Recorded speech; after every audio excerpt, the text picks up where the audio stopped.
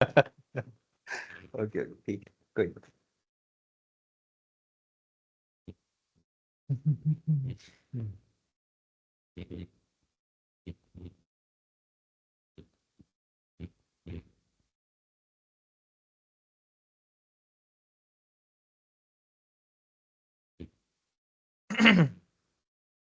तो कंटिन्यू करेंगे हमने जहाँ पे कल डिस्कस करते हुए छोड़ा था टॉपिक को, डेटा आउटलायर को, जहाँ पे हमने आउटलायर के दो ट्रीटमेंट मेथोडोलॉजीज को हमने फोकस किया था, रिप्लेसमेंट एंड रिमूवल। फर्स्ट हमने देखा रिमूवल, रिमूव अगर करना है तो किस तरह से किया जाता है, हमने वो कल देख लिया था, इजंट इट। जहाँ पे हमने ये मेथोडोलॉजी यूज किया था, आईलॉक और नॉट आईलॉक, लॉक मेथोडोलॉजी। इसमें बेसिकली क्या किया था हमने कि भाई जो भी आपका डेटा सेट है, डेटा फ्रेम है, उस डेटा फ्रेम में जाके हम क्या करते हैं, जितने भी आउटलायर्स हैं, जितने भी आउटलायर्स आपको वहां पे मिलते हैं, हम उस आउटलायर को क्या डिफाइन कर देते हैं, we treat it as a true values, है ना। हम उसको क्या कर देते हैं, ट्रू ऐसे वैल्यू को डिफाइन कर देते हैं, ट्रू वैल्यूज को। और जितने भी आउटलायर्स नहीं है, where there is no outlier, outlier values, हम उसको डिफाइन कर देते हैं एज अ फॉल्स वैल्यू। अब जब हम यूज कर रहे होते हैं आई लॉक, अब बेसिकली होता क्या है आपके सिस्टम में, जितने भी ट्रू मतलब क्या है, वन, जितने भी जीरो मतलब क्या है, फॉल्स मतलब है जीरो वैल्यूज। तो जब आप यूज करते हो कि भाई एक डेटा फ्रेम में बनाऊंगा, उस डेटा फ्रेम में मेरे डेटा डीएफ में से, which is we are referring for this one, है ना, इस डीएफ में, इस डीएफ में लॉक के through outlier under outlier DF जो हमने मेथड यूज किया था, तो जितने भी ट्रू वैल्यूज हैं हम उसको स्टोर करेंगे और उसको यहाँ पे सेव कर देंगे, ये मेथडोलॉजी है। लेकिन सिंपल सा लॉजिक ये है कि जो ट्रू वैल्यूज है उसको रख के करेंगे क्या हम, because we are not going to utilize this by any means. हमें इसको आउटलायर को रख के आउटलायर पे थोड़ी एनालिसिस करना है, आउटलायर के अलावा बाकी वैल्यूज को एनालिसिस करना है ना। So instead of that we will switch that मतलब क्या करते हैं उसे, हम जितने भी ट्रू वैल्यूज है उस ट्रू को कर देते हैं फॉल्स, और जितने भी फॉल्स वैल्यूज उसको कर देते हैं ट्रू। तो होता क्या है, दिस स्विचेस द वैल्यू, यहाँ पे वैल्यू स्विच हो जाती है। तो सेव करते समय क्या होता है अभी, with and only with one symbol, ये टाइटल टिल्डे कहते हैं इसे, ये सिंबल से। Now this will store from here, this will store all those which are true values in our trimmed data. तो ट्रिम्ड डेटा के अंदर में क्या है, डीएफ में से जितने भी मेरे ट्रू वैल्यूज हैं वो सेव हो जाएंगे, और जितने भी आउटलायर्स है वो निकल जाएंगे। तो ऑटोमेटिकली जो आपका प्रीवियस डेटा था जिसमें आउटलायर था, हमने क्या किया, वहां से डेटा को उठा के एक नया टेबल बनाया, जिसके अंदर में आउटलायर, जिसमें आउटलायर थे, यहाँ पे outlier, no outlier, no out, इस तरह से आपका डेटा वहां से हो जाता है। लेकिन डिफरेंस क्या है इसमें, डिफरेंस ये है कि फॉर एग्जांपल जहाँ पे यहाँ पे 310 रिकॉर्ड थे, आप जब यहाँ पे लेके आए तो वहां से 306 रिकॉर्ड, मतलब जो 4 रिकॉर्ड थे, जो 4 वैल्यूज थे, जो आउटलायर्स थे हमारे, वो क्या हो गए, एलिमिनेट हो जाते हैं, वो हो जाते हैं रिमूव। नाउ रिमूव करना गलत नहीं है, it's not a bad practice, और ये कोई रॉन्ग प्रैक्टिस नहीं है। But the thing is, instead of removing we should first, हमने सीखा भी है ना कि we should first go for replace, we should first focus for replace rather than removing.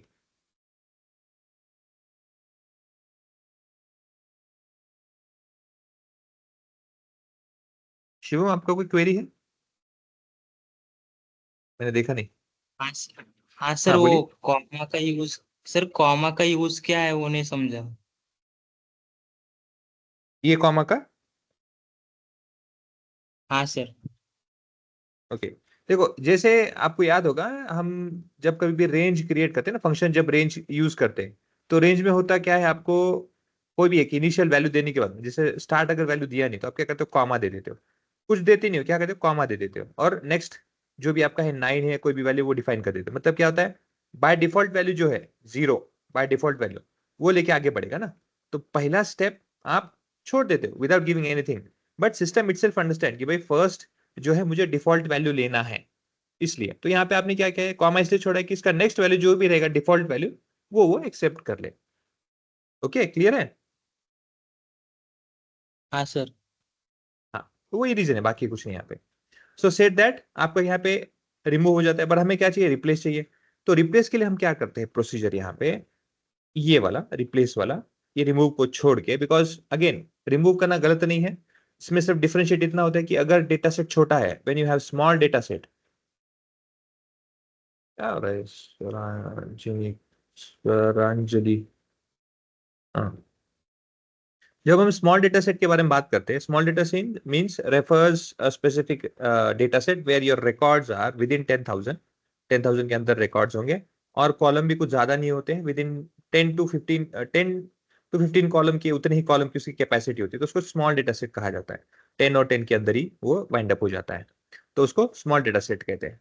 तो ऐसे केस में अगर स्मॉल डेटा सेट रहेगा आपके पास में, उसमें से अगर आप कुछ रिकॉर्ड्स को डिलीट करोगे, या फिर यहाँ पे परसेंटेज के हिसाब से देखोगे, अगर 400 या 300 रिकॉर्ड अगर डिलीट हो रहे होंगे, तो अच्छी बात नहीं है ना, it is not good.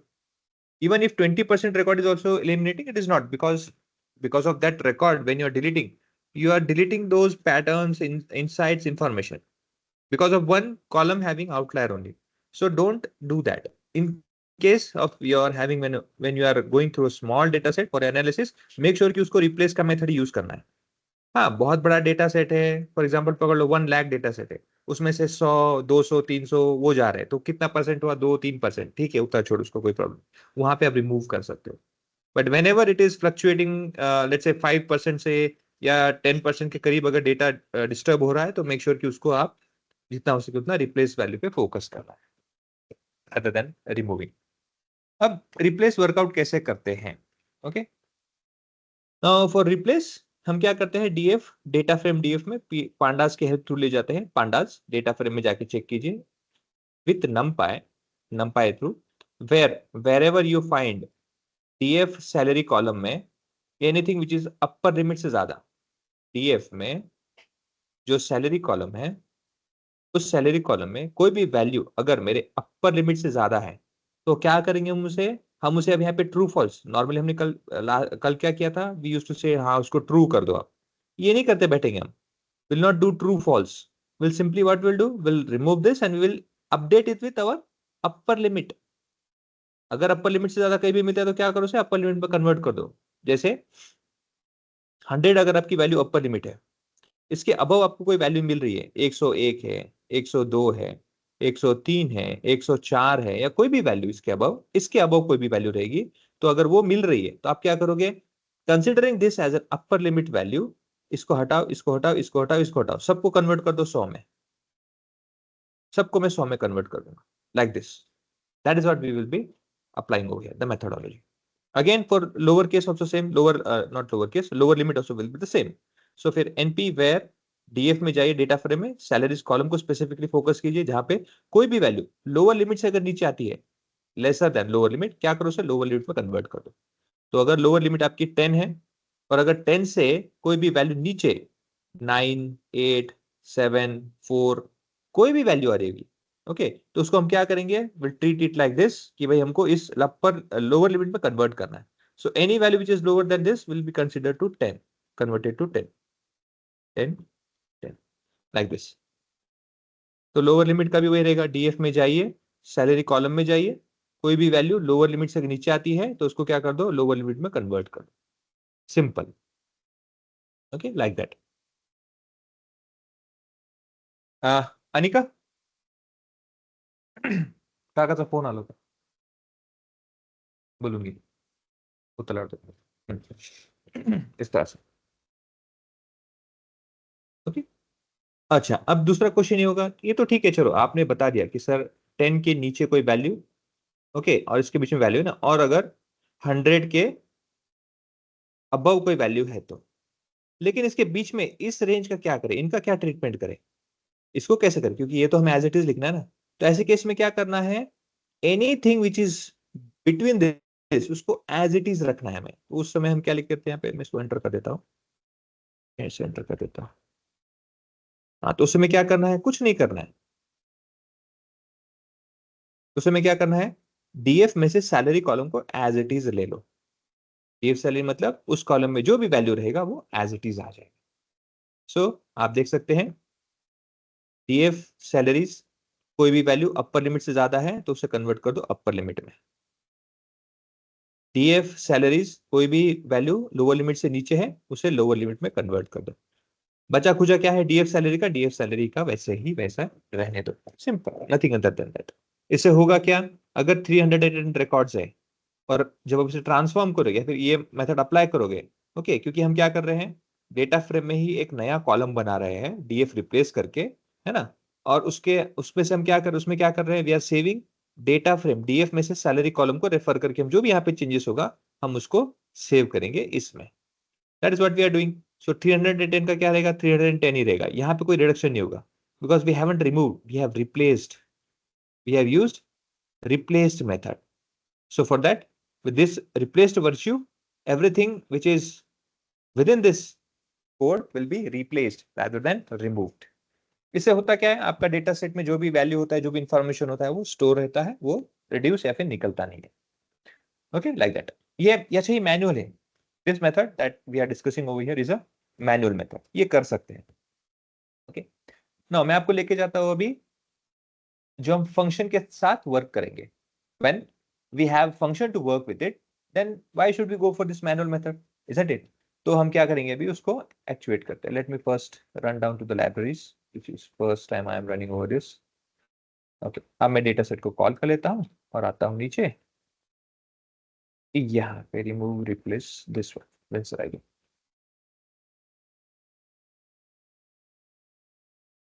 Okay, now from features underscore engine outliers, ये फीचर इंजन में से आउटलायर करके जो मॉड्यूल है उसमें से हम क्या इंपोर्ट कर रहे हैं, विंसराइजर।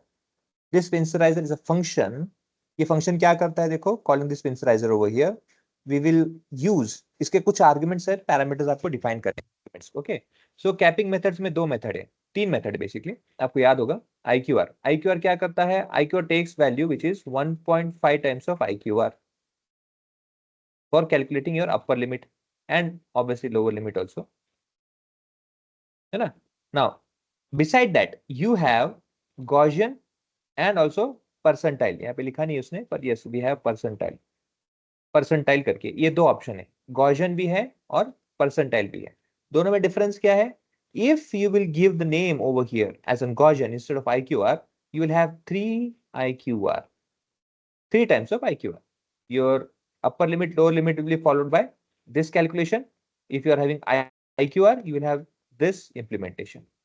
If you have percentile, 0.05 percentage from starting and 0.05 percentage from the last, which means 95% of a data which is in between will be utilized, 5% from the starting will be removed, and 5% from the end will be removed, like this. Those 90%, not 95, 90% of data will be available, where 5% from the starting and 5% from the end will be reduced. It will be removed. ये percentile का method है। यहाँ पे क्या use होता है, quantile. Okay, यहाँ पे क्वांटाइल यूज होता है, वो कैसे होता है हम देखेंगे, बट दिस एन ओवरव्यू। तो अभी फर्स्ट मेथड हम क्या यूज कर रहे हैं, हम यहाँ पे IQR यूज कर रहे हैं। सो कैपिंग मेथड क्या है बताना पड़ता है, which is capping method, capping method is IQR। Capping means when you create the limitations, this lower limit and upper limit, what are those are caps, those are end, है ना, ये cap होता है आपका, तो इसको बोलते हैं कैपिंग्स इन दैट टेक्निकल टर्म्स। अच्छा, इसको मैं ऐसे क्रिएट कर देता हूँ, straight line, this and beyond this and beyond this. So this is your lower limit and this is your upper limit, these are cappings.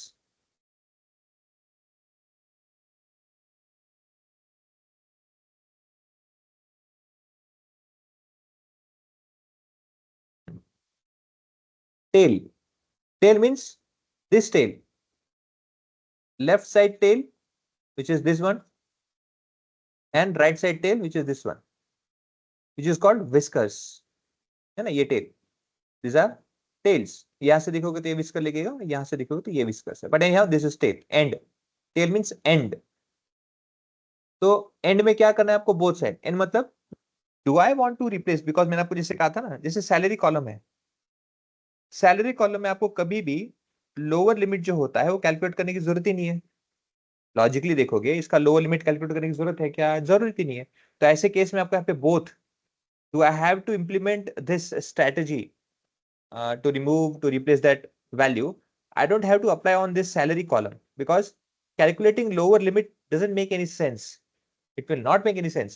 तो ऐसे केस में क्या है, I can specify कि भाई इतना मेहनत मत करो, आपको लेफ्ट या राइट चूज करने के लिए ऑप्शन दिया गया है. If you think that there are outliers on the right side, press there only. और ये कैसे डिसाइड होता है? Using box plot. हमने जब बॉक्स प्लॉट बनाया था आपको याद होगा, है ना? ऐसे बॉक्स प्लॉट बनता है, मीडियन होता है सेंटर में, और वहां से आपको पता चलता है कि भाई इस विस्कर से आगे कहीं भी अगर डेटा आपको ऐसे अलोकेट होता है, which means you are having outlier on the right side. If you are having visualizations over here और विजुअल्स हैज बीन प्रूव्ड कि भाई आपका राइट साइड में है, तो ऑब्वियसली आपको क्या करना है, राइट साइड ही यूज करना है. अगर लेफ्ट साइड में तो लेफ्ट साइड करना है, इसके लिए आपको दोनों देने की जरूरत नहीं है. बट फिर भी अगर आपको लगता है कि नहीं चलो एनी हाउ बोथ करना है, तो बोथ भी दे सकते हैं, और you can specify any particular side also. Folds.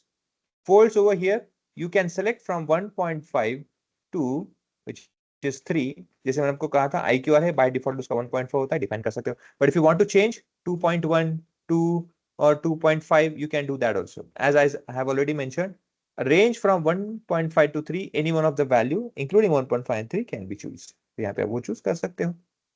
Said that. Variables. किस वेरिएबल के ऊपर आप अप्लाई करना चाहते हो? You can define DF salary, और यू कैन सिंपली से सैलरी ऑल्सो. तो सैलरी करके हमने लिखा है, मैंने किस डेटा फ्रेम से लिया है वो बताया नहीं है, क्योंकि हो सकता है कल जाके शायद मैं डेटा के नाम से डेटा को क्रिएट करूं, या फिर कल हो सकता है कि मैं लेट्स से एम्प्लॉइज करके टेबल बनाऊं, उसके अंदर में सैलरी करके कॉलम हो. तो बेसिकली मेरा यहाँ पे क्या कंसर्न है कि सैलरी कॉलम को मैच हो, वो कोई भी टेबल में से आए.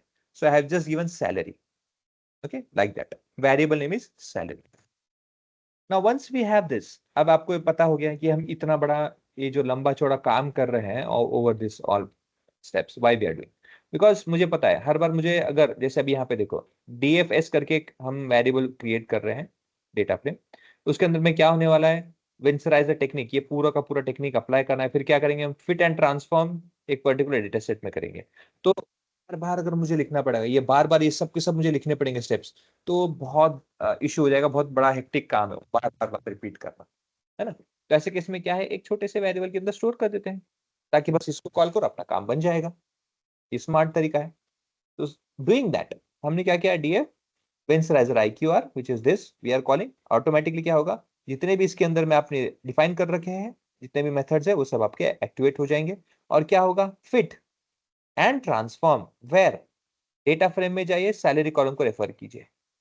डेटा फ्रेम में जाइए, सैलरी कॉलम के अंदर में जाइए, वहां पे जितने भी वैल्यूज होंगे क्या करना है आपको, पहले तो करना है फिट. फिट क्या करना है, ये पूरा मेथड, ये पूरे मेथड को फिट करना है.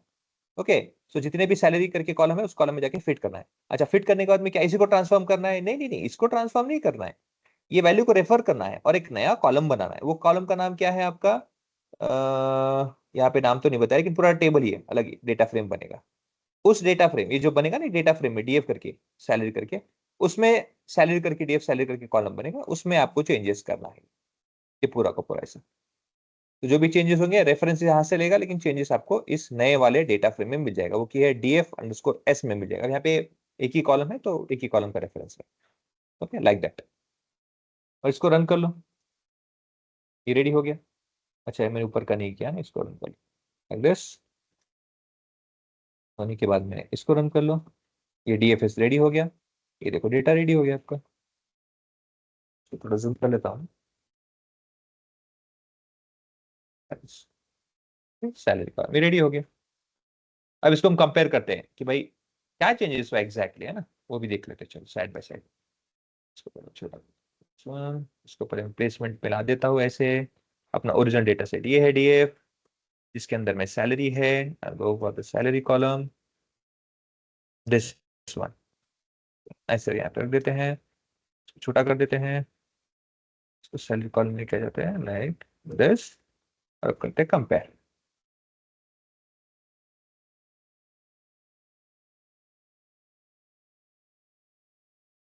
अब यहाँ पे क्लिक करता हूँ सैलरी का यहाँ पे, और इसको भी मिनिमम, दोनों मिनिमम से हो गया. ओके. आप देखोगे यहाँ पे नीचे नीचे आओगे तो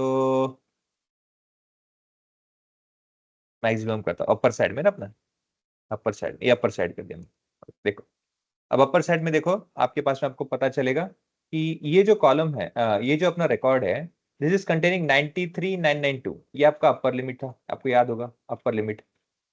और ये क्या है आपका, यहाँ पे एक्चुअल वैल्यू है जो कि इस लिमिट को क्रॉस करता है, 93,990 को क्रॉस करता है, विच इज 1,08,304। और ये वाला और ये वाला, हाँ, so 1 2 3 1 2 3 4, four of them, there are four outliers which are being replaced with upper limit। सबकी वैल्यू देखो सेम है। जहां पे उससे नीचे है 94, ये एज इट इज को कोई चेंजेस नहीं रखा है, it has been placed as it is. तो इस तरह से आपको वहां पे रिप्लेस हो जाता है। Is it clear guys? Yes yes sir. Sir. Yes sir. बाद में फिर से बॉक्स पर बना के देखो, कंपेयर करो, चेक करो, आपके पास में ग्राफ आ जाएगा ये, इसमें कि कोई भी आउटलायर डिफाइन नहीं है। ये ऐसे इजीली काम हो जाता है। दूसरा यही मेथड है, अगेन सैलरी पे ही कर रहे हैं, न्यूमेरिकल कॉलम है, so we are using that. तो कैपिंग मेथड है गॉसियन, और गॉसियन के अंदर क्या है, अगेन बोथ साइड रखा है आपने, कोई भी एक साइड रख सकते हो। 3 बता दिया है, वेरिएबल सैलरी का है, सेम टू सेम। ओके, इसमें कुछ अलग बाकी डिटेल्स नहीं भी है। सो अगेन इसको सेलेक्ट कर देते हैं, इसको एज इट इज रन कर लेते हैं, फिर इसको कॉल आउट करते हैं और डीएफटी को यहाँ पे रन कर लेते हैं, सेइंग दैट रन चेक कर लो। देखो अब यहाँ पे देखो, जब आपने डिफाइन किया था 3 values, TFT TFT dot salary,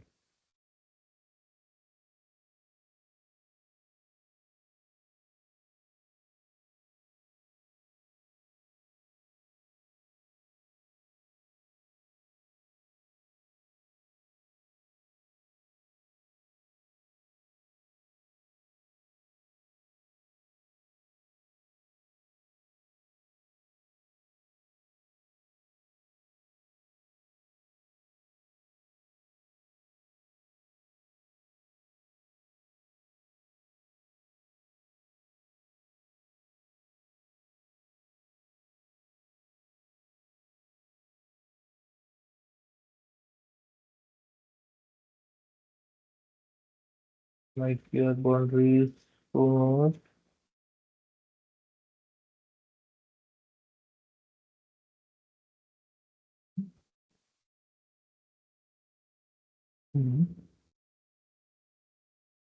A3, value तो सेम आ रही है, देखना पड़ेगा, तो चेक करते हैं। डीएफ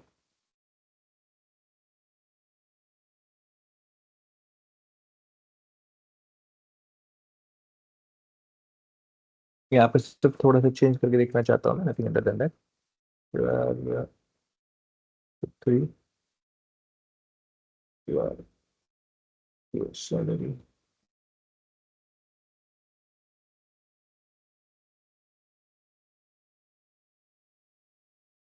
1,36,532 थर्ड अपर लिमिट किया था। ओके, और ये अगर अभी के लिए रहने देता हूँ, टाइम्स आई क्यू।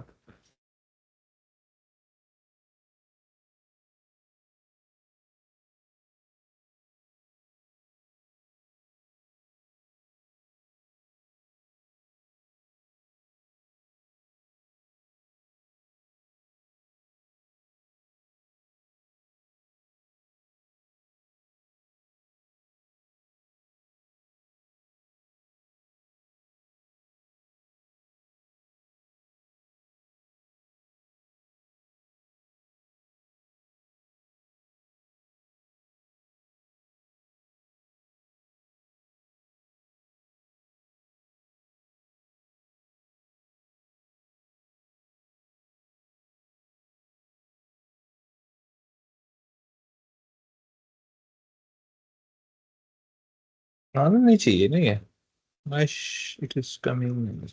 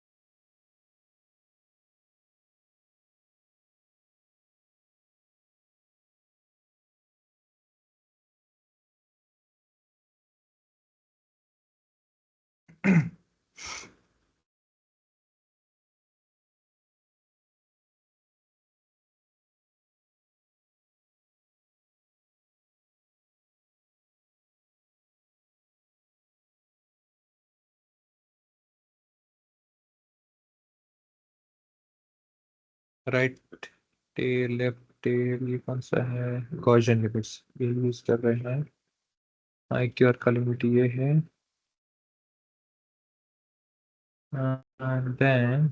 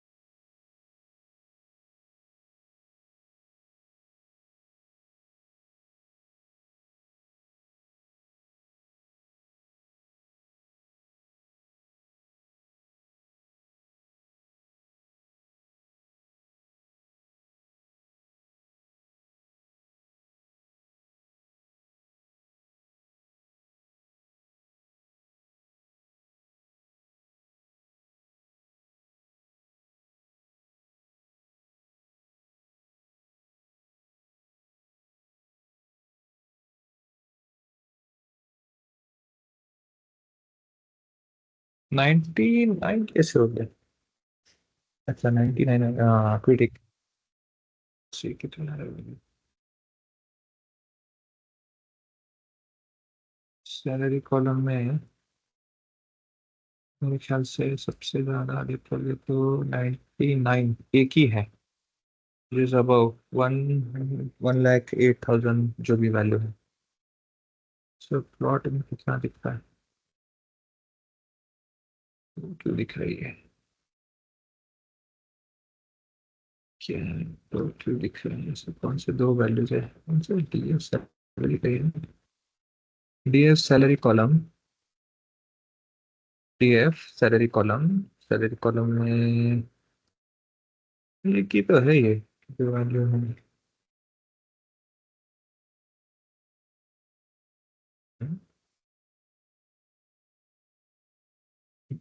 हम्म, दो दिखाता ही ऐसा कुछ है मतलब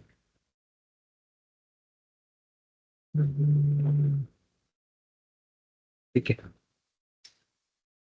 नाउ द थिंग इज जब हमने कैलकुलेट अच्छा जब ये मेथड कॉल कर रहा है ओके जब ये मेथड से कैलकुलेशन हो रहा है हमने मैनुअल जहाँ पे यूज किया we have used IQR technique ना तो Q3 प्लस जो भी वैल्यू है IQR technique 1.5 times of IQR जो भी है सो उसकी वैल्यू आती है 1 लाख समथिंग बट जब ये मेथड हम यूज करते हैं विंसराइजर के थ्रू तो आपको यहाँ पे पता चलता है कि that is not the equivalent value. Winsorizer की वैल्यू आती है यहाँ पे जो 3 है थर्ड क्वांटाइल यहाँ पे जो फोल्ड है थर्ड क्वांटाइल का वो आता है 99,795 ओके ये वैल्यू आता है। और यही चीज अगर हम, अब ये कौन सा है, विंसर गॉसियन ना, विंसर हम IQR का चेक कर लेते हैं विद दैट ऑल्सो। इसका कितना आता है चेक करते हैं, winsor IQR, IQR dot right tail, dot right tail scap. इसका 93 आता है, ठीक है, मेरे ख्याल से इसका सेम है। 93, 90, 92 ना, प्रोबेबली मेरे ख्याल से 1.5 का इतना ही आया था। I can guess this. हाँ 93। तो फिर ये 3 का क्यों आ रहा है इतना, ये तो सेम आना चाहिए प्रोबेबली, ज्यादा आता है। हम्म तो यहाँ पे थोड़ा सा चेंज, कुछ तो गड़बड़ है यहाँ पे, ठीक है। Any how matching, that's why इसके वजह से मुझे नहीं समझ में आता, बट ठीक है। एनी हाउ कंसिडर इतना है कि जो भी वैल्यू यहाँ पे आता है ना क्रिएट होके, तो यहाँ पे क्या अपना ये वाला IQR वाला है और ये गॉसियन वाला, इसको रन करना है, नीचे आना है, और यहाँ पे उसकी वैल्यू है, सो इट बिकम्स 99,795। ऑब्वियसली ये उसका थर्ड क्वार्टाइल का वैल्यू है। यही चीज अगर आप देखोगे कि is there any value greater, yes, तो हमारे डेटा सेट में है 1 लाख करके एक डेटा है। इसीलिए क्या होता है, आपको प्लॉट में ना सबके सब वैल्यू कवर नहीं है, वो still, it is still showing that value is out of a limit. Okay, अब फिट एंड ट्रांसफॉर्म में हम क्या कर देते हैं,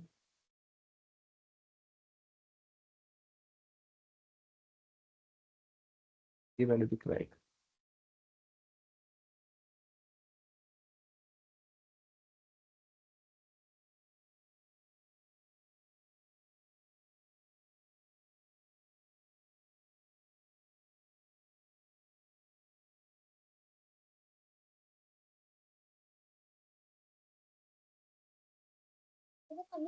हम्म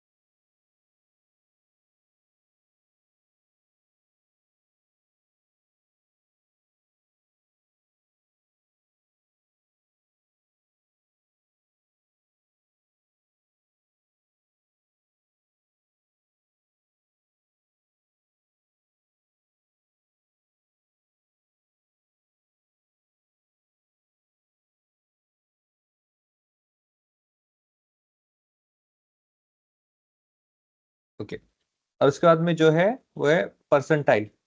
ओके, जैसे आपको मैंने बताया था द थर्ड ऑप्शन, यहाँ पे गॉसियन, IQR, और उसके बाद में परसेंटाइल लिमिट्स। मैड लिमिट भी है, but that mad limit is median, median के ऊपर कैलकुलेट होता है। जैसे आपको याद होगा हम जो नॉर्मली क्रिएट करते हैं, Q3 प्लस करते हैं ना, और Q1 माइनस करते हैं। यहाँ पे instead of mad, MAD, over here this MAD stands for median. Okay, median. So that is what over here MAD limits for median, median के लिए. So this median absolute deviation, MAD, median absolute deviation. So instead of taking Q1 and Q3 for a reference, जो median value होता है उस value से आप आगे और उस वैल्यू से पीछे, how many times, 3.29 times. Okay, इस सिनारियो से करते हैं। राइट लेफ्ट जो भी आप मेंटेन करते हो वो भी एक मेथड यूज कर सकते हो मैथ से भी। ओके, एक और है, उसके बाद में है परसेंटाइल और क्वांटाइल्स। दोनों में से आपको जो चूज करना है, दोनों में से कोई भी नाम दे सकते हो। You can use percentile also quantiles. So अगर आप क्वांटाइल जो परसेंटाइल दोनों में से देते हो, तो राइट में 95% होता है और लेफ्ट में 5%, 5th परसेंटाइल। मतलब स्टार्टिंग से करोगे तो 0.05% स्टार्ट वाला, और लास्ट वाला देखोगे तो लास्ट में से आप कैलकुलेट करोगे तो 95 परसेंटाइल का आगे। अल्टीमेटली बचा कितना आपको बीच में? 90% का जो डेटा रहता है वो आपको डेटा मिलता है। दैट डेटा इज रेफर्ड इस तरह से। सो ऐसे डिफरेंट डिफरेंट मेथड्स आपके पास में है। ओके, सो यहाँ पे क्वांटाइल या परसेंटाइल आपको जो है बता सकते हैं। टेल बोथ साइड रखा है 0.05। अगेन डिसाइड कर सकते हो, बोथ साइड के लिए जरूरी नहीं है, क्योंकि सैलरी है तो लेफ्ट साइड में जरूरी नहीं होता है। कैन स्पेसिफाई कि कैन स्पेसिफिक से भाई राइट साइड करो। ओके, तो ऐसा भी कर सकते। और वेरिएबल का नाम सैलरी है, जो सैलरी कॉलम है डेटा फ्रेम से वही आ रहा है, so we are referring the same. Okay, so एक this, run this, once it is done, run this and place this। तो इस तरह से डेटा आपका क्लीन हो जाएगा। Is it clear guys?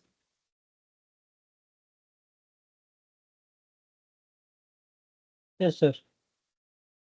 Yes sir. ना उसके बाद में आते हैं बाइनराइजेशन। बाइनराइजेशन अगेन मेथोडोलॉजी है, जहां पे हम क्या करते हैं कि न्यूमेरिकल कॉलम को, जो भी न्यूमेरिकल कॉलम होता है, उस न्यूमेरिकल कॉलम में जितने भी वैल्यूज हैं, उन वैल्यूज को न्यूमेरिकल के बेस, क्योंकि सिर्फ न्यूमेरिकल के बेसिस में एनालिसिस करना डिफिकल्ट होता है, एग्रीगेट फंक्शन था ठीक है, बट उसके अलावा अगर मुझे किसी भी तरह से उसका एनालिसिस करना है तो I have to bifurcate into categories A B सी।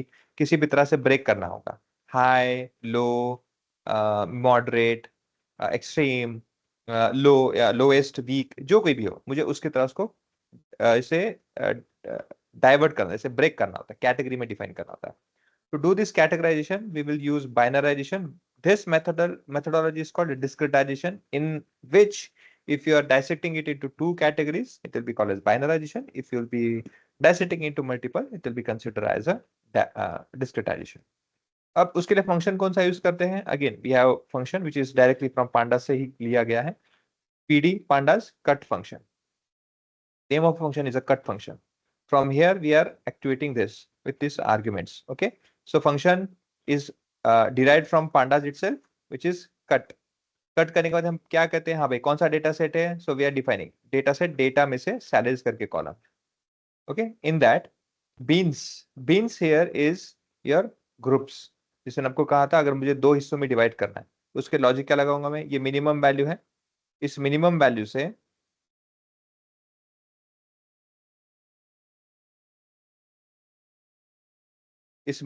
से मैं क्या करूंगा? एवरेज, एवरेज तक क्या करूंगा? एक लाइन ऐसे ड्रॉ कर दूंगा। ये हो गया मेरा फर्स्ट ब्रेक। कहां से? मिनिमम से म्यू तक। और फिर क्या करेगा? जो दूसरा म्यू से लेके लास्ट मैक्स, ऐसे। इससे क्या हो जाएगा? मेरा पॉइंट मिल जाएगा, ये सेंटर पॉइंट रहेगा म्यू, जो सेपरेट करेगा half of this and half of this. So you will have first and second bifurcation. अब इसी को हम बाइफरकेशन को क्या कहेंगे? Will consider it as a low, since it is towards left side to the lower side, and over here we'll say as a high। okay, like this। तो beans decide करता है कि कितने हिस्सों में या फिर कितने भागों में उसको डिवाइड करना है। मिनिमम डेट सीरीज से लेके डेटा के सैलरी का मीन तक, फिर मैक्सिमम से लेके थर्ड वाला पार्ट जो मैक्सिमम तक। और उसको लेबल्स क्या देना है हमें? टू डिफाइन इट, लेबल्स मतलब क्या है? उसको कुछ लेबल तो देना पड़ेगा ना, नाम कुछ करन तो करना पड़ेगा। सो लेबल्स रहेगा उसका लो और हाई। पहला हिस्सा जो होगा वो लो होगा, बाद में हो जाएगा उसका हाई होगा, इस तरह से। सो सेट कर दो, रन कर दो। Not, data is not defined.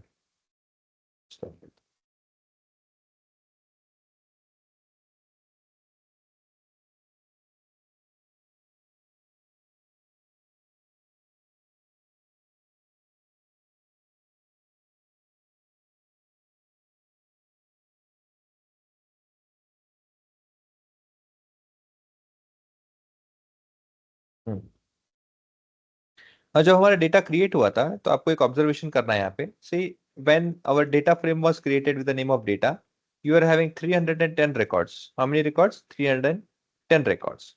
Now bifurcate होते समय जो कोई भी वैल्यू होगा इसका इक्वली डिवाइड होगा ना। हो सकता है कि 210 वैल्यू इसको जाए, तो बाकी जो सब्ट्रैक्ट करके बचा होता है 110 वैल्यू जो है, जो बाकी बचा है, वो सेम यहाँ पे आना चाहिए ना, 100 करके, नॉट 10, 100 सेम जो वैल्यू है वो किसको जाना चाहिए, बचे हुए को जाना चाहिए। इट शुड इक्वली डिवाइडेड ना, the sum should be this, if you add this value both of them there should be this output, ये सेम होना चाहिए क्योंकि डिवाइड हुआ इक्वली है ना। तो ऐसे केस में इक्वली है, कहीं भी हो डिवाइड हुआ है ना उस बेसिस में। तो अगर हम चेक करना चाहेंगे कि भाई चलो अभी मैंने क्या किया, इसको डिवाइड कर दिया डेटा को, है ना, डेटा को डिवाइड करने के बाद में कुछ इस तरह से दिखता है, देखो क्या नाम से किया, डेटा के नाम से किया है ना, हाँ डेटा के नाम से।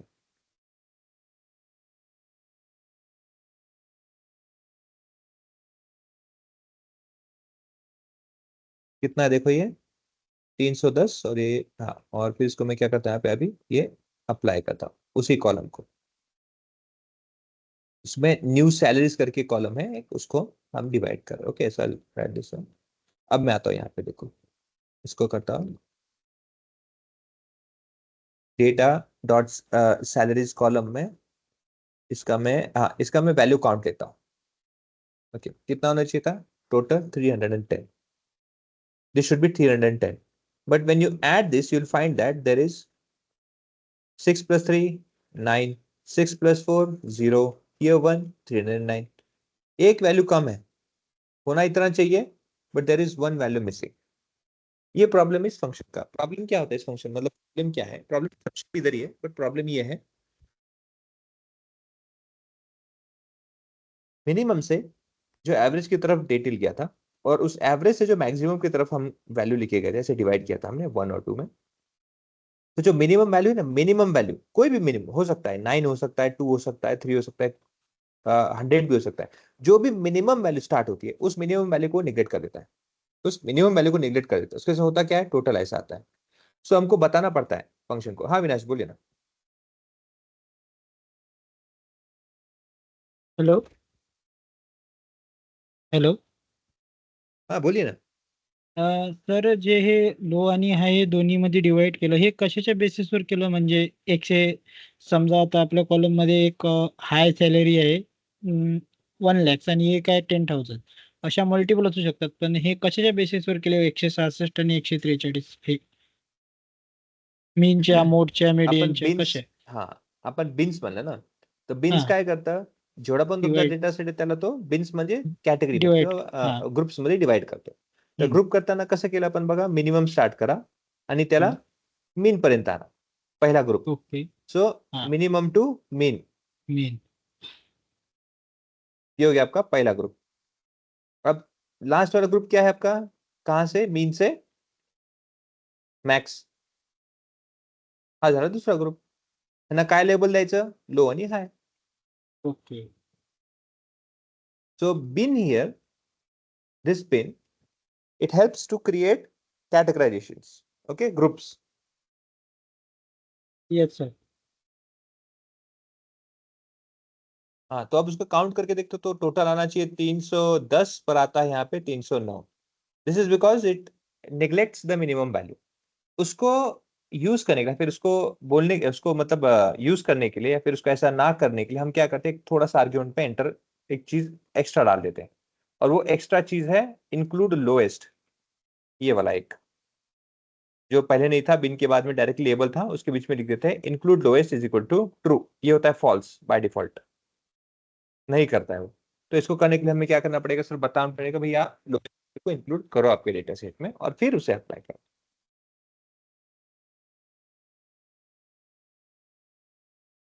अब डेटा में जाके देखिए, कॉलम ये वाला देखो, सैलरी करके,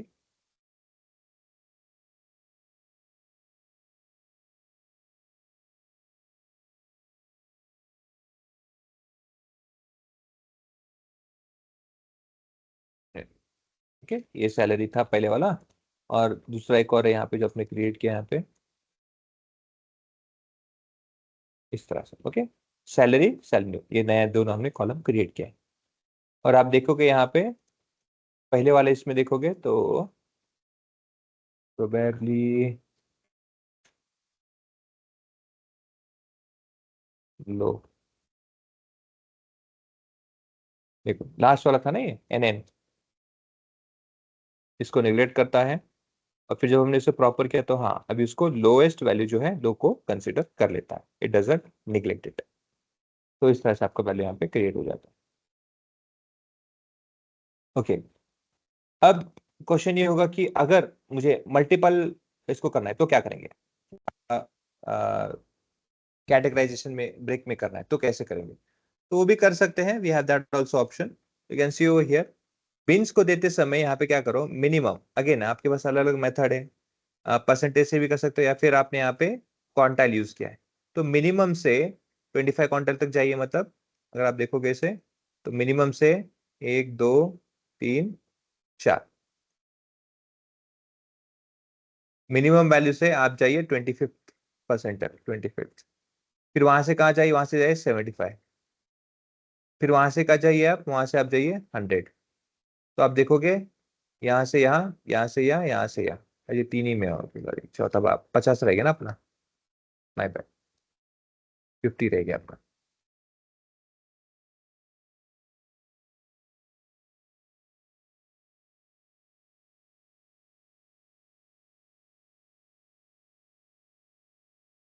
पच्चीस से 50, 50 से 75, 75 से जाइए 100।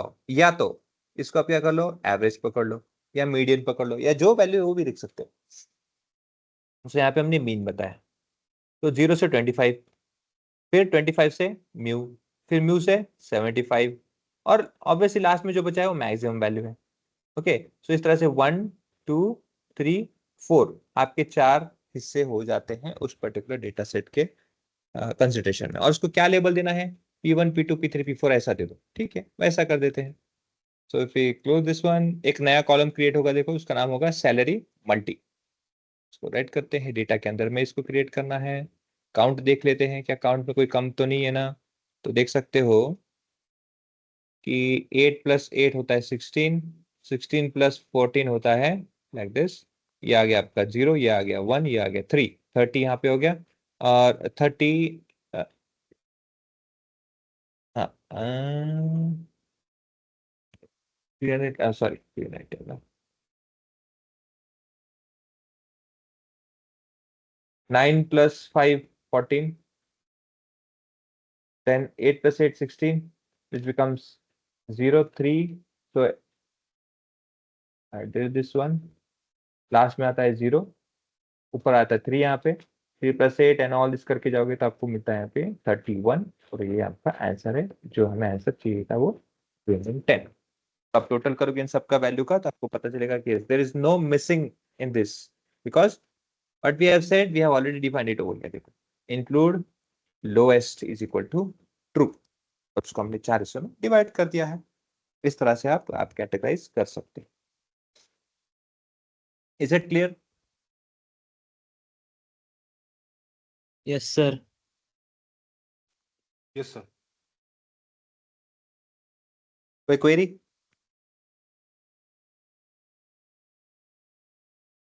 गाइस कोई क्वेरी? ठीक है, अब आता है dummy variable. Dummy variable is method of encoding. ये जो स्टेप है इसको है एनकोडिंग। इस एनकोडिंग को यहाँ पे डमी वेरिएबल इसलिए कहा गया है बिकॉज ये पांडा से हम ले रहे हैं। ओके, वी आर, ये जो एनकोडिंग मेथड है उसको डमी वेरिएबल भी कहते हैं, और ये डमी वेरिएबल कहाँ से आ रहे हैं, पांडा से ले रहे हैं। तो पांडास में भी है ऑप्शन ये। ओके, सो एनकोडिंग मेथड में पहले मैं, ये तो ऑलरेडी है इसका जरूरत नहीं है, again calculate this diversity column, उसमें से हम ड्रॉप कर रहे कुछ स्पेसिफिक कॉलम्स को, ड्रॉप करेंगे उसका अपने।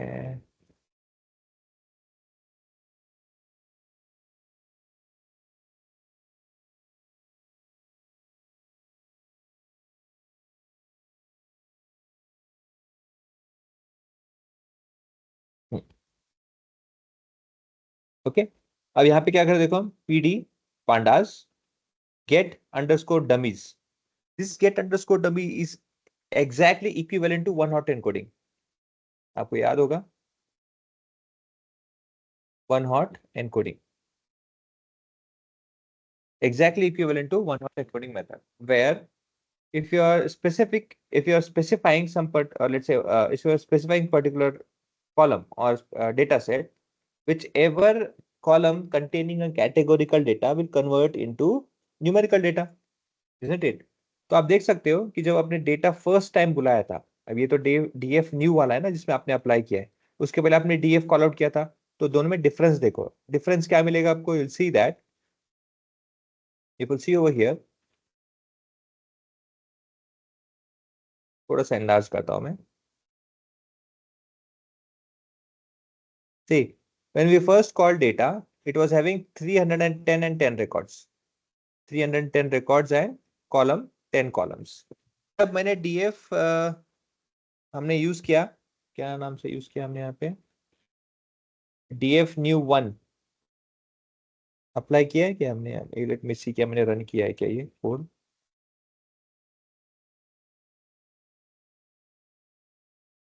हाँ अभी कर दिया अप्लाई। ओके, df new 1 ना, अब देखो यहाँ पे ये वाला,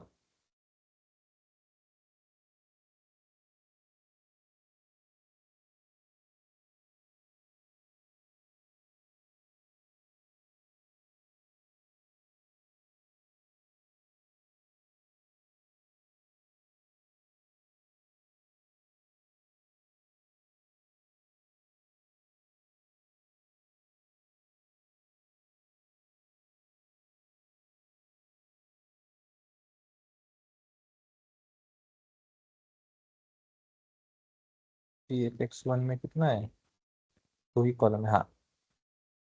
अच्छा ये कहाँ से, देखो बताता हूँ, now what we are doing over here, DF new में हम क्या कर रहे हैं, जो डीएफ एक्स वन में डेटा है उतना ही डेटा को ले रहे हैं, और वो कहां से आ रहा है, it is coming from this data, where in DF X one you have only two columns. कितने कॉलम है, दो ही कॉलम है, एक जेंडर का है और एक रेस का है, ये दो ही कॉलम्स के अंदर में है। तो आपको कौन सा है डेटा, ये वाला डीएफ एक्स वन, ये वाला 310 रिकॉर्ड्स और दो ही कॉलम है। लेकिन जब मैं इसको PD dot data, PD dot dummies इसके थ्रू उसको रन करता हूं, देखो यहाँ पे, ओके ये वाला पीडी डॉट डमीज, यहाँ पे रन करते देखो क्या हो जाता है, नाउ डीएफ न्यू वन का आप डेटा देखोगे यहाँ पे तो आपको पता चलेगा, now it has 8 columns, how many columns, it has 8 columns, how this change has happened. Okay, eventually आप यहाँ पे पता कर सकते हो, देखो जो आपका डीएफ एक्स वन था ये वाला कॉलम, जहाँ पे दो ही कॉलम थे स्पेसिफिकली, उस दो कॉलम को अपडेट होकर कितना हो गया, 8 कॉलम्स, मतलब जो जेंडर का कॉलम था जहाँ पे मेल और फीमेल थे उनके दो कॉलम ऐड होंगे, मेल फीमेल, और फिर दूसरा कॉलम क्या था आपका जो हमने ऐड किया था, वो रेस कितना, pf x1 ना,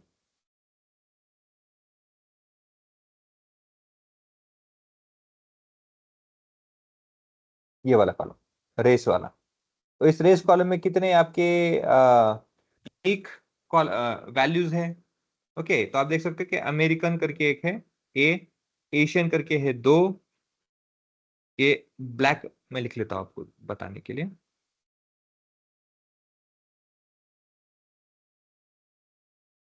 American Indian and Alaska native, A I और ए एन ऐसे लिखा, ये एक है, देन एशियन, देन ब्लैक और अफ्रीकन अमेरिकन, पी और ए, दो, तीन, चार,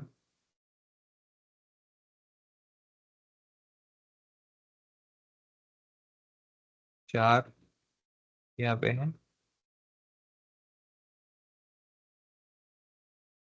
टू और मोर रेस, एक दो तीन चार पांच, वाइट छ,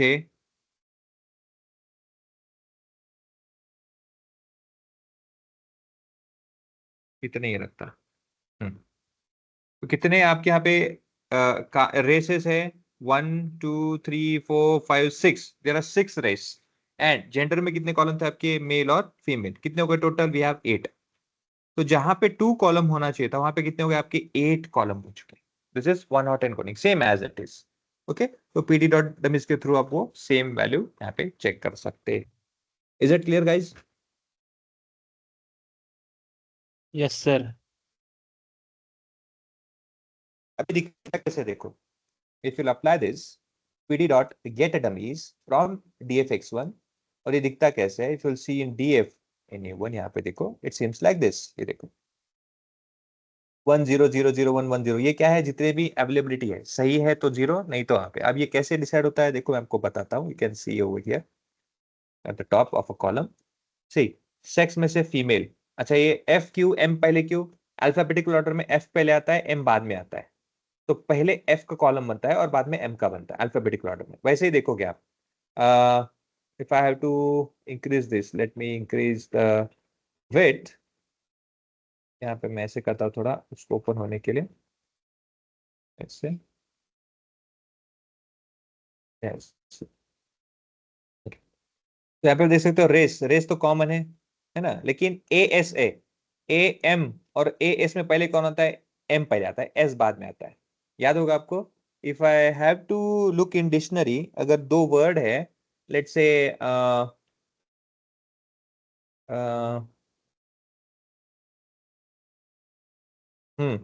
PE N pen and PET pet, तो पहले कौन सा आएगा और बाद में कौन सा आएगा अल्फाबेटिकल ऑर्डर में, पेन आएगा sir. Obviously, because PE same होने के बावजूद भी हम लास्ट वाला जो है उसको चेक करते हैं ना, N is first then comes the T, so यहाँ पे भी वैसे ही है। ओके, तो यहाँ पे भी ऐसे करके चेक किया जाता है और फिर बाद में उसका अल्फाबेटिकल ऑर्डर में उसको मेंशन करके फिर उस हिसाब से कॉलम रखा जाता है। और उसके बाद में let me reduce this a bit, हम उसके डेटा को भी चेक कर लेते हैं, D F N X one से आ रहा है, यस, यहाँ पे विल सी,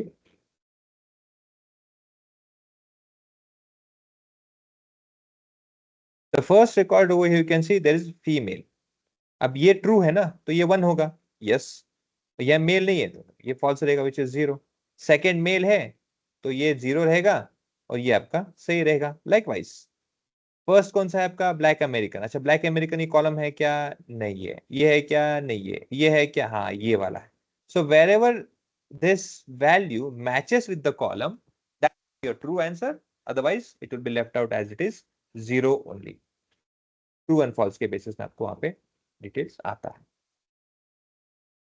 क्लियर है? Yes sir.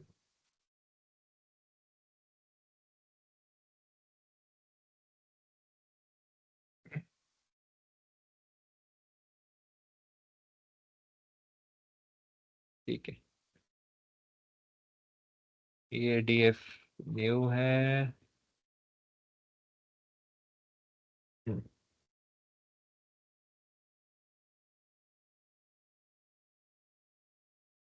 ओके, वो हो गया पांडास से आता हूं। दूसरा एक और है, लेकिन हम वो कहाँ साइकिट टर्न से कर सकते हैं, आप पांडा से भी कर सकते हो, साइकिट टर्न से भी कर सकते हो। So when you are using scikit learn it is called one hot encoder, and when you are using pandas it is called as PD, sorry get underscore dummies. तो आप देखोगे मैं इसको भी यूज कर लेता हूँ वन हॉट एनकोडिंग के बेसिस में भी। डीएफ में एक नया डीएफ है जिसमें से मैं इतने सारे कॉलम को ही मेजर कर रहा हूँ डीएफ में। So now my DF is consisting of 10 columns. I'm applying this one hot encoder on this variable, calling out the function and fitting and transforming it in my iloc। और iloc कहाँ से start हो रहा है, मतलब मेरे पास में total 10 column है, लेकिन 10 कॉलम में मैं क्या कर रहा हूँ भाई, 0 1 2 3 ऐसे जो है वैल्यू, आप क्या करो सेकेंड से स्टार्ट करो, इस दो कॉलम को, पहले दो कॉलम को मत लो, do not take this, start it from second column. Okay, तो पहले का जो कॉलम है सैलरी और age, since those are numerical column, I don't want to change because this will not apply this function, ये यहाँ पे काम नहीं करेगा ना, तो न्यूमेरिकल ऑलरेडी है। ये कब काम करता है, जब आपको कैटेगोरिकल से न्यूमेरिकल करना है, तो कैटेगोरिकल यहाँ से स्टार्ट होता है सेकेंड पोजिशन से। सो सेकेंड से स्टार्ट करो, और हाँ अल्टीमेटली आपको मैंने पूरा दे दिया लास्ट तक, so go up to the last race. तो जितने भी यहाँ पे बाकी कैटेगोरिकल डिटेल है उस पे आपका यहाँ पे ये एनकोडिंग फिट हो जाएगा, ट्रांसफॉर्म करके आपको मिलेगा, और वो ई एन डी एफ करके फंक्शन में आपको दिख जाएगा। So let us run this code, run कर देते हैं। अब E N C D F में आते हैं, A B C D E, I am not able to see this,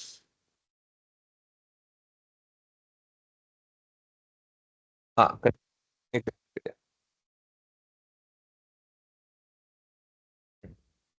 यहाँ पे आ जाएगा ई एन, ये वाला, ये देखो। नाउ डिफरेंस क्या है इसमें, आपका original data set which is DF, DF के अंदर में आप देखोगे वी हैव 310 एंड 10 कॉलम्स। अब ये ई एन डी एफ जो स्टार्ट हुआ है, देखो 310 एंड 359 कॉलम, कितना 359 कॉलम्स बने हैं। तो वन हॉट एनकोडिंग में अगर आप डायरेक्टली अप्लाई करते हो without thinking, without implying on specific column, direct data frame में कर दोगे तो इतना बड़ा प्रॉब्लम हो सकता है। सोचो 359 अगर आपके कॉलम है, it is a huge data, बहुत बड़ा डेटा सेट, इसका एनालिसिस करना it's not a joke. Okay, so make sure कि आप अप्लाई करते समय थोड़ा सोच समझ के करना है, कहीं पे भी वन हॉट एनकोडिंग अप्लाई करना नहीं है। Okay, make sure. अब ये स्टेप्स क्या है देखो, सिंस डायरेक्टली आप एनकोडिंग फिट और ट्रांसफॉर्म करके अगर डायरेक्ट डेटा सेट में अप्लाई कर दोगे without transforming it into pandas data frame, तो आपको एक ऑब्जेक्ट आउटपुट मिलता है। और ऑब्जेक्ट क्या होता है, वो मैट्रिक्स होता है जिसको कहते हैं स्पार्स मैट्रिक्स। स्पार्स मैट्रिक्स मतलब क्या, कि आपके डेटा सेट में ना 0 1 0 0 0 1 0 0 0 0 0 0 0 0 1 0 1 0 0 0, कहने का मतलब ये है कि आपके डेटा सेट में जीरोस की वैल्यूज ज्यादा है, बिकॉज ये वन कब आता है, जब आपका कोई रिकॉर्ड ट्रू होता है, तो अदरवाइज बाकी के सब जीरो रहेंगे। तो ऐसे केस में क्या है, आपको हमेशा जीरो के वैल्यूज ज्यादा मिलेंगे, और जीरो के वैल्यूज कभी भी कोई भी मैट्रिक्स में अगर आपको ऐसे ज्यादा मिलता है तो उसे स्पार्स मैट्रिक्स कहते हैं। क्या कहते हैं, sparse matrix. This sparse matrix refers that this data is having more spaces than actual value. So we cannot simply let's say run this code and इसको open करके देख नहीं सकते, we cannot directly do, we have to first convert it into array, this into array, this value will convert itself into array, and then that array will be transformed into pandas data frame. Okay, इस तरह से। now array करोगे तो भी काफी होता है, तो भी आपको डेटा दिख जाएगा। if you run this code, see if I run this code, this enc will not be there at the right side, I'm talking about over here। यहाँ पे देखो, यहाँ पे enc करके कहीं पे अवेलेबल नहीं होगा, ये चेक करेंगे। देखो ई है, ई के बाद में डायरेक्ट यूलर गैमा है, बीच में कहीं भी नहीं, इसके बीच में आना चाहिए था, बट यहाँ पे नहीं है। Now when I change this to the next step, you can see this is over here, ये आ चुका है ENDC, ये वाला। Okay, so you can see this, अरे यहाँ पे आ गया। ओके, अगेन डेटा फ्रेम में से कन्वर्ट कर रहे हैं ताकि मैं उसमें जितने भी पांडास के फंक्शन है वो यूज कर सकूं, that's all, simple, nothing other. Okay, इतना यूज करिए, तो उसको ऐसे कन्वर्ट हम कर सकते हैं। क्लियर है गाइस?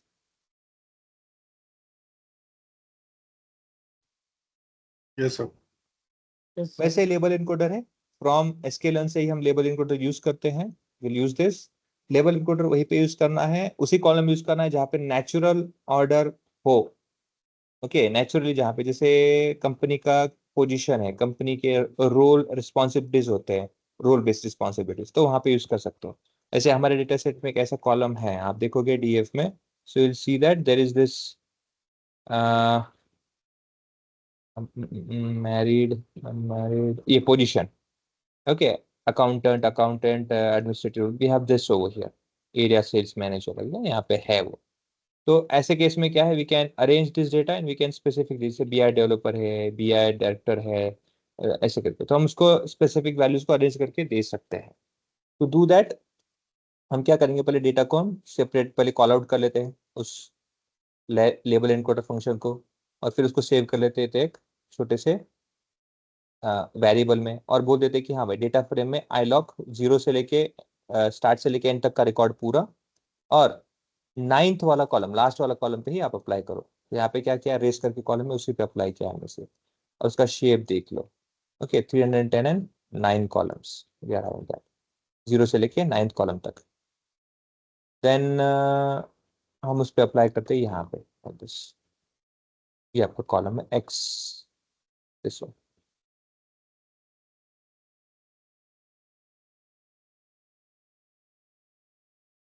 ये जेंडर कॉलम, जेंडर कॉलम में कहा था आपका पहले, जहाँ पे मेल फीमेल था, वहां पे क्या हो गया अभी 0101। अच्छा 01 कैसे डिसाइड हुआ, अगेन जिसमें आपको कहा था एनकोडिंग में कभी भी स्टार्टिंग 0 से होता है, 0 1 2 3 ऐसे नंबर एलोकेट होता है, 0 से स्टार्ट होता है। तो बाय डिफॉल्ट F पहले आता है, तो F को 0, M को नेक्स्ट। ओके, इस तरह से। तो वैसे जितना भी होगा अल्फाबेटिक ऑर्डर में पहले आपके अल्फाबेट्स रेडी होंगे और इसको फिर 0 1 2 3 ऐसे एलोकेट होता है बाय डिफॉल्ट, अगर आप मेथड यूज करते हो तो। Otherwise you can specify a particular column, sex है, मैरिटल डिस्क्रिप्शन है, सिटीजनशिप है, ऐसे स्पेसिफिक कॉलम को भी आप वहां पे रन करके दे सकते हो। सो फिर से एक्स की में देखोगे तो एक्स में देखो एक ही कॉलम यहाँ पे सेक्स कॉलम में आपका मिल जाएगा,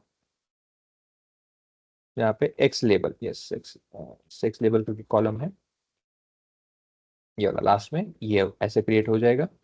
मैरिटल डिस्क्रिप्शन करके उसको आप मैरिटल डिस्क्राइब में कर सकते हो एक्स में ही। ये भी है, ये वाला कॉलम है, यहाँ पे आपका चेंज हो गया है, isn't it? जैसे यहाँ पे आपका सेक्स लेबल हुआ था, यहाँ पे उसी कॉलम को हमने रेफर करके चेंज किया था, सेम नेम, ये जो नाम है ये सेम है, we have that same citizen description को भी कर सकते हैं। क्लियर है गाइस? हेलो बोलो। सर, मुझे क्वेश्चन है कि सर ये सब कोड्स याद रखने की मतलब नीड है क्या? क्या लगता है आपको, मतलब क्या करना चाहिए? मुझे मतलब मेरे अकॉर्डिंग तो अगर कॉन्सेप्ट्स क्लियर है कि लाइक अपने को क्या यूज करना है क्या, तो कोड तो एनीवे अपने को मिलने ही वाला है ना। मतलब क्या याद रखोगे आप एग्जैक्टली? मतलब वही जो आप लिख रहे हो ना, like label, encode, feeds, transform, तो वो सब याद रखना पड़ेगा क्या? अभी इतने ही नहीं, बहुत सारे कोड्स हो गए ना अभी, तो वही पूछ रही हूँ, मतलब याद रखना पड़ेगा क्या? नहीं देखो, मैंने आपको कल भी वही बताया था कि आपको हाँ। कोड कैसा लिखा है या फिर वो कोड है वो याद रखने की जरूरत नहीं है, it is not necessary. The thing is the logic. हाँ, ये हाँ। जरूर याद रखना पड़ेगा कि कौन से लाइब्रेरी में से कौन सा फंक्शन आप कॉल आउट कर रहे हो, क्योंकि अगर फंक्शन का नाम और उस लाइब्रेरी का नाम याद नहीं रहेगा तो मुश्किल हो जाएगा। तो फिर आपको सर्च करना पड़ेगा ना कि एनकोडिंग के लिए कौन सा लाइब्रेरी यूज करना पड़े, like that you will have to search. तो वो थोड़ा डिफिकल्ट होगा, but if you know exactly तो आपको यूज करने में आसान होगा। That would be only thing. Sir अभी एक्चुअल में ना इतने सब कोड्स देखे ना, तो इसके वजह से वो सब ऊपर से जा रहा है नहीं अभी। नहीं, आई गॉट इट, मुझे आया समझ में, क्योंकि फर्स्ट टाइम जो भी देखता है उसको लगता है यार इतने सारी चीजों को कैप्चर करना, ग्रैब करना, एंड टू बी फ्रैंकली कहूँ तो याद करना इज इट रिक्वायर्ड, ये क्वेश्चन आता ही है। I am actually agree with you. नहीं, ये जरूरी नहीं है, मैंने आपको कहा ना कि इसको बिल्कुल जरूरत नहीं है। आपको यहाँ पे मैं आपको ये जो कोड वगैरह जो शेयर कर रहा हूँ ना, इट इज नेवर सेट कि मैंने आपको कहा है कि हाँ मैं आपको पूछूंगा लिख के दिखाओ मुझे, नहीं मैं कभी नहीं पूछूंगा। मैं तो आपको बोलूंगा कि आपने जो लिखा है, क्योंकि प्रोजेक्ट में आपको पूछा जाता है ना कि प्रोजेक्ट सॉल्व किया है आपने, डेटा प्री प्रोसेस किया है, तो आपने कैसे किया, हाउ यू डिड इट, कौन सा फंक्शन यूज किया, कौन सी लाइब्रेरी यूज की, यही यूज क्यों किया, जबकि पास आपके पास ऑप्शन होता है 2 3 चीजों का, फिर ये चूज क्यों किया। ऐसे क्वेश्चंस पूछते हैं, ये नहीं पूछता है कि यही क्यों किया। मतलब बेसिकली ये ऐसा क्यों किया है, बेसिकली मतलब ऐसा नहीं पूछेंगे कि हाँ मुझे करके दिखाओ, और आपको वही लाइब्रेरी पता होना चाहिए स्पेसिफिकली, उसके अलावा दूसरा नहीं नहीं चलेगा, ऐसा नहीं होता है। Okay. And one more thing कि सर मतलब आपने अभी लाइक जुपिटर नोटबुक क्यों नहीं चूज किया ये सब करने के लिए? क्योंकि लाइक मैंने इसके पहले भी किया है ना, तो ये सब मैंने जुपिटर नोटबुक में किया है, तो मेरे अकॉर्डिंग मुझे ऐसा लग रहा है कि वहां पे इजी है यहाँ से। नहीं देखो, ऐसा कुछ नहीं है, आप जुपिटर नोटबुक में भी कर सकते हैं, स्पाइडर में भी कर सकते हैं। अल्टीमेटली मेरा गोल ये है कि आपको दोनों आईडीज इनके इंटरेक्शंस होने चाहिए। ओके ना, एक ही ओके। इंटरेक्शन में नहीं रहना चाहिए। We should be able to understand कि हाँ दोनों इंटरेक्शन कैसे वर्क होता है, ऑप्शंस कौन से होते हैं, क्योंकि दोनों जगह अपने अपने एडवांटेजेस है। जैसे आप यहाँ पे एक के साथ एक नीचे मल्टीपल कोड लिखते जा सकते हो और एक के साथ रन कर सकते हो, है ना, with choosing of that particular. वहां पे कैसे सेल रन करता है, यहाँ पे कैसे आप लाइन ऑफ कोड एक्टिवेट कर सकते हो, और उसका आउटपुट आपको नीचे मिलता है, वहां पे भी वही होता है, बट क्या होता है सेल के नीचे मिलता है, तो वो रीड करने में, अंडरस्टैंड करने में प्रेजेंटेबल अच्छा है। यहाँ पे जब आप लाइन ऑफ कोड, जैसे यहाँ पे 500 600 लाइन ऑफ कोड है ना, एक ही इसमें एग्जीक्यूट करना है, तो यहाँ पे वो मेथड सही होता है। अलग अलग एस्पेक्ट्स है, और वहां पे आपको अगर वेरिएबल, जैसे हम ओपन करते हैं एक वेरिएबल, यहाँ पे जैसे मुझे ओपन करना है, this option is not available ना। तो ऐसे हर एक का कुछ ना कुछ एडवांटेजेस डिसएडवांटेजेस होता है, तो दोनों को हमें तालमेल करके चलना होगा। ओके। ओके। और मतलब अभी इसके लिए तो hands on practice is must, unless and practice until is the we only don't thing have that will lead you, hands. Nothing other than that. या एक्चुअली ठीक तो है। यहाँ पे जैसे अभी आपने अभी जैसे सबको बोल रहा हूँ मैं रेफर करके, जैसे आपने अभी पूछा है कि क्या हमें ये सब याद रखना पड़ेगा, नो नेवर, मैंने कभी नहीं कहा है मत करना, इसको करे भी मत, इट इज रॉन्ग मेथड। आपको क्या याद रखना है, ये लाइब्रेरी याद रखनी है, और ये फंक्शन के अंदर में कैसे वर्कआउट होता है इतने रखो, बाय हार्ट मत करो। ओके, पाइथन में जब हम फंक्शन कॉल आउट करते हैं तो उस फंक्शन को कॉल आउट करने के बाद में किसी कॉलम में अगर मुझे अप्लाई करना है तो फिट एंड ट्रांसफॉर्म कैसे करते हैं, उस कॉलम के अंदर में मुझे कोई अगर कॉलम को कॉल आउट करना है तो आईलॉग कैसे यूज होता है, उस फंक्शन को उसके कॉलम में अप्लाई, फिर डेटा सेट में अप्लाई कैसे करते हैं, वो यहाँ पे से मेथड सीखो।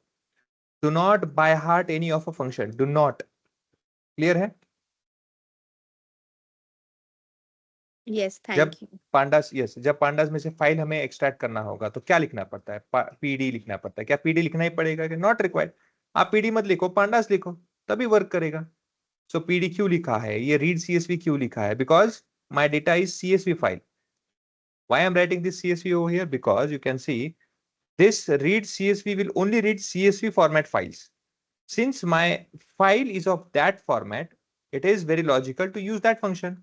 अगर मैं अगर यहाँ पे एक्सेल ये लिख दूंगा और बोलूंगा हाँ भाई इस पाथ में जाइए और इस फोल्डर के अंदर में यहाँ पे क्या कीजिए, एम्प्टी कार्स। ओके, और मैंने लिखा है कि भाई एक्सेल रीड करो, वो तो जाके सर्च करेगा एक्सेल फंक्शंस को, वो क्या फाइंड आउट करेगा, वो ये ढूंढ रहा होगा फॉर्मेट डॉट एक्सएलएस, ये मिलेगा ही नहीं, तो क्या एग्जीक्यूट करेगा, आपको एरर पास कर देगा। Isn't it guys? Yes sir. Yes, sir. Yes तो सर। ये आपको पता होना चाहिए। Yes. Yes sir. दूसरा, जब हम एक्सेल शीट काम करेंगे एक्सेल शीट पे, तो शीट में क्या होता है, शीट 1 होता है, शीट 2 होता है, शीट 3 होता है। कल जाके आपको लगा रही शीट 3 का मुझे यहाँ पे डेटा फेच करना है, पूरा का डेटा थोड़ी करना है, तो यहाँ पे कॉमा देना है, शीट नेम, क्या है शीट का नाम वो आप डिफाइन कर दो कोड्स में, वो एग्जैक्ट शीट की वैल्यू भी दे देता है आपको, जैसे मैं आपको बताता हूँ, क्योंकि एक्सेल में ये जरूर पूछा जाता है, which normally asked as an interview.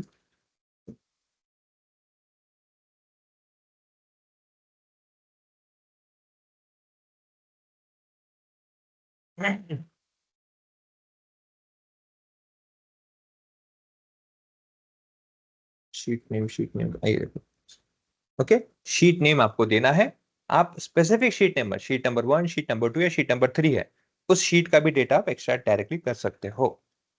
Is it clear? Yes, yes sir. Sir.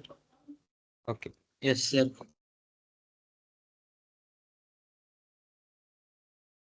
So again यहाँ पे स्केलिंग है, स्केलिंग मेथड कहाँ से आता है, स्केलर्न प्री प्रोसेसिंग से स्टैंडर्ड स्केलर आता है, उसको कैसे करना है।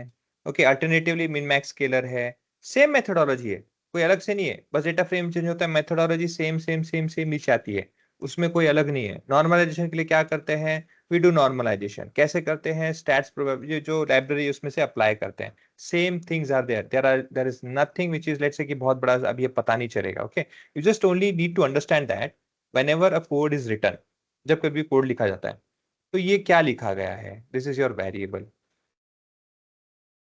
उसके आगे इज इक्वल टू है, ये इसके आगे क्या है, अच्छा ये क्या है, मिन मैक्स स्केलर, अच्छा मिन मैक्स स्केलर ऐसे डॉट के साथ लिखा ना, हाँ ये वेरिएबल आपने यहाँ पे कॉल किया है, this variable consisting of this function, अच्छा तो ये फंक्शन एक्टिवेट होगा। ओके, अब यहाँ पे डॉट फिट है, डॉट फिट मतलब क्या है, अच्छा ये वाला जो फंक्शन है ये फंक्शन फिट एंड ट्रांसफॉर्म होगा, कहाँ पे होगा, अच्छा एथनिक करके डेटा सेट है या कॉलम जो कोई भी होगा उस कॉलम के साथ में इसको एक्टिवेट होगा। वंस डन विद दैट ये कहाँ पे स्टोर हो जाएगा, आपके एथनिक मिन मैक्स करके कॉलम वेरिएबल में स्टोर हो जाएगा, और फिर उसको इस एथनिक मिन मैक्स स्केलर को पीडी डेटा फ्रेम, ये क्या है, कंस्ट्रक्टर है, क्या कर रहे हैं, इस डेटा को जो आउटपुट आया है इस ऑब्जेक्ट को हम क्या कर रहे हैं, पांडास डेटा फ्रेम में कन्वर्ट कर रहे हैं और सेव कर रहे हैं डीएफ एथनिक में। ये जो रीडिंग का मेथड है या फिर ये जो रीडिंग का लॉजिक है ये रीड करते आना चाहिए, this code which is written over here should B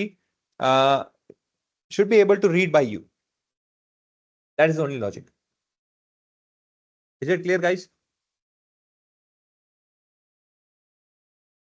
yes sir. Yes, sir. Yes sir. Okay, तो एनी हाउ मैंने आपको ये फाइल शेयर किया है, आगे के कुछ चीजें हैं सेम टू सेम वही रिपीट कर रहा हूं मैं बोलने में, तो go over there, check there, इसे अप्लाई करो, रन करो, करके देखो, कुछ एरर आता है, प्रॉब्लम आता है, yes approach to me, I will update with you and I am surely try to resolve it. Okay, till that thank you for the presence. Monday का आओ, मंडे से हम स्टार्ट करेंगे अभी हमारा पावर BI. ठीक है.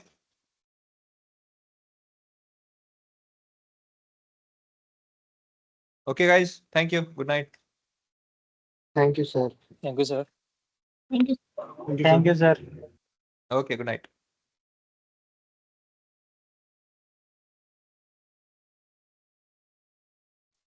हॅलो सर, हाँ बोलिए ना.